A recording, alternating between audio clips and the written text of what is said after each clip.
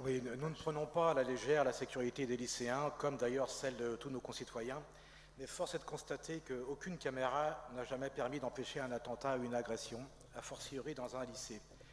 Le lycée Alexis de Tocqueville de Grasse était équipé de 5 caméras, on sait à quoi elles ont servi, à rien. Nous ne pouvons donc pas parler de vidéoprotection, mais tout au plus de vidéosurveillance.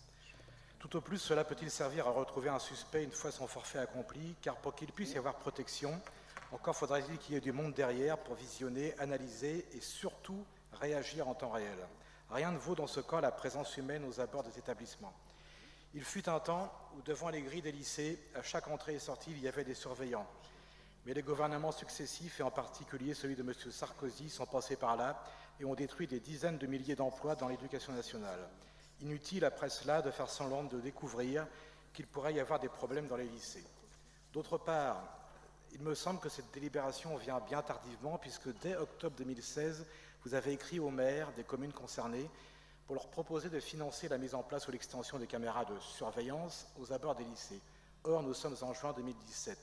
Il s'agit donc d'acter un dispositif sur lequel nous n'avons jamais débattu auparavant.